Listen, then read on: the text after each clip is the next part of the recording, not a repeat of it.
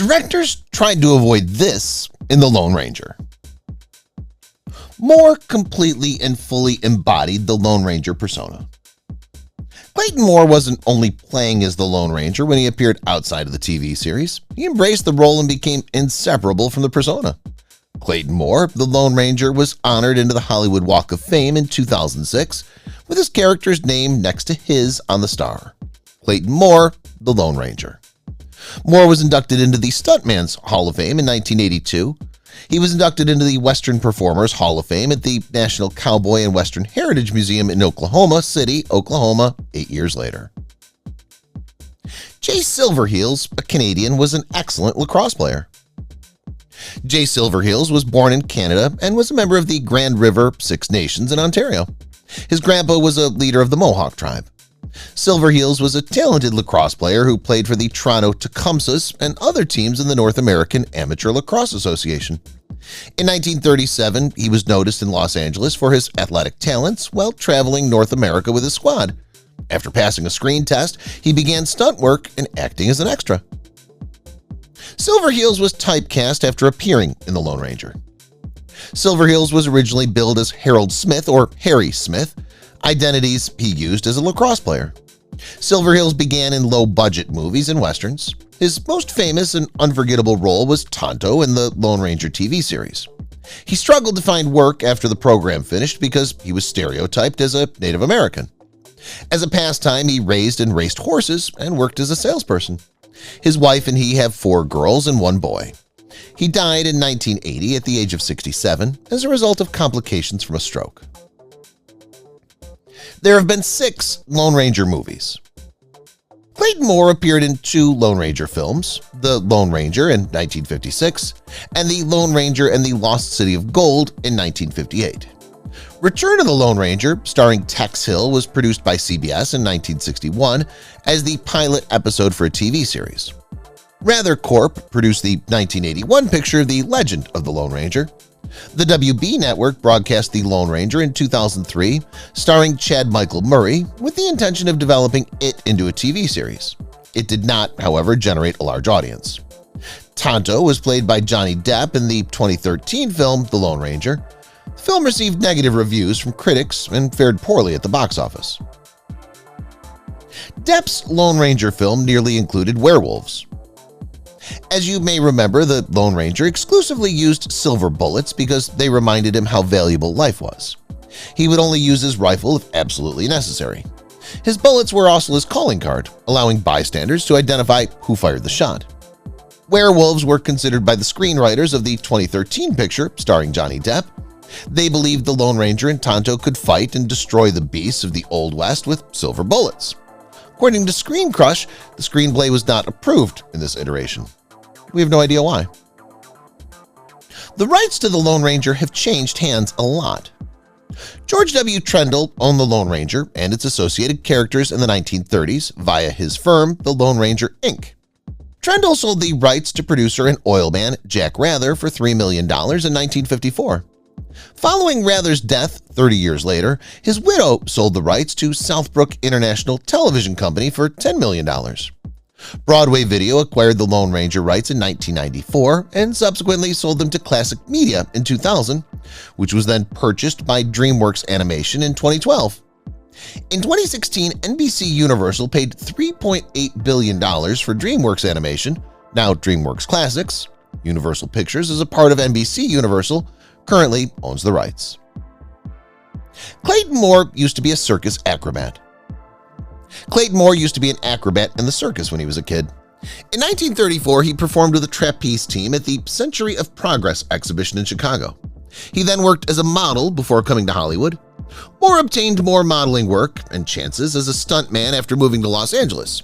He changed his name from Jack Carlton Moore to Clayton Moore at this period. Clayton Moore was called up to the U.S. Army Air Forces. During World War II, many young men, like Clayton Moore, had a fair possibility of being called up to serve in the military, regardless of whether they were aspiring actors in Hollywood. Fortunately, Moore was able to pursue his passion for filmmaking while serving his nation. He joined the U.S. Army Air Force's 1st Motion Picture Unit, where he created training videos.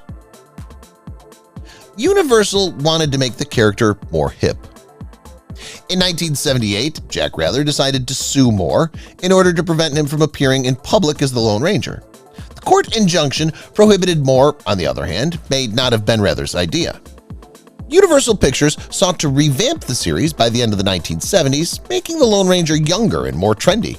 Having a 60-year-old actor running around the country dressed as a vigilante cowboy, Moore characterized the experience as a smack in the face. Fans stood behind Moore. Moore started wearing dark, wraparound shades after being compelled to remove the mask.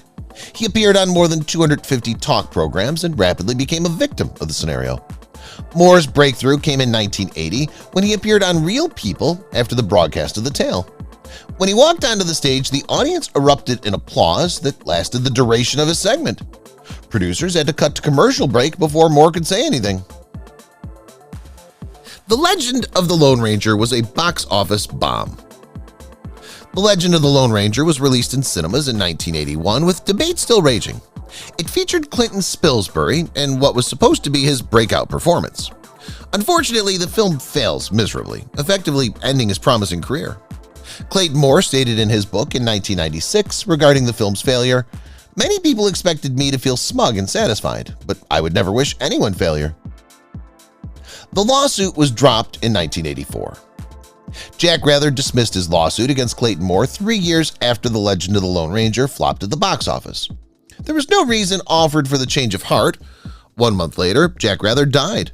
Rather wrote in a letter to Moore's agent, "Please be advised that Rather Corporation hereby grants to Clayton Moore the rights to wear the Lone Ranger mask." Moore was finally allowed to put his mask back on after a 6-year delay. The Lone Ranger's mask was made from his vest. According to one version of the Lone Ranger's origin myth, his renowned mask was constructed from a piece of his vest. Tonto brought Reed back to health after his whole gang was slaughtered, and he promised to assist him pursue retribution. Tonto disguised himself by using a piece of Reed's vest as a mask. In that split second, a new legendary hero and his sidekick were born. Tonto was retconned into the Ranger's origin. Tonto debuted in the Lone Ranger's 11th episode, as you may recall.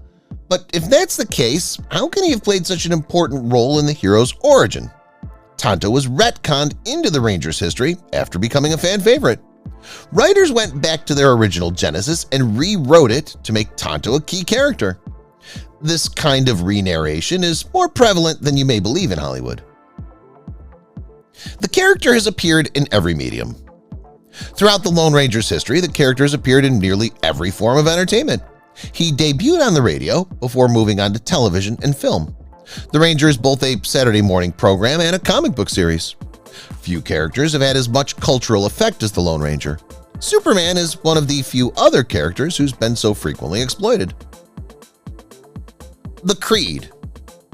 Many consider Franz Stryker to be the creator of the Lone Ranger.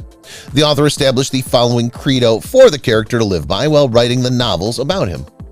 "I believe that a man must be a friend in order to have one, that all men are created equal, and that everyone has the ability to make the world a better place, that God placed the firewood there, but that each individual must collect and kindle it."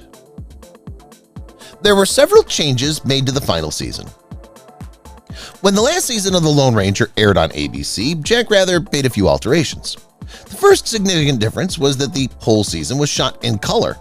However, this proved to be a waste of money because ABC refused to broadcast it in this format. More action scenes were also shot outside rather than on a studio lot. The last season likewise broadcast 39 episodes, as was industry usual at the time. Silver is important. The Lone Ranger makes extensive use of silver. His bullets are made of silver to remind him how valuable every human life is. But how does he get so much silver so easily? The Ranger was an heir to a silver mine, according to his origins. That sounds pretty profitable to us. Why would someone go into law enforcement or vigilantism if they had such a fortune? The 2013 film bombed. The 2013 film adaptation of The Lone Ranger flopped after years of production and running significantly over budget. The film had a reported budget of $215 million, but only generated $89 million throughout its domestic run. One critic said, gallops across our skulls for 2.5 hours, pounding them into the same kind of desert as that on screen, a barren flatland with occasional rearing outcries of rock.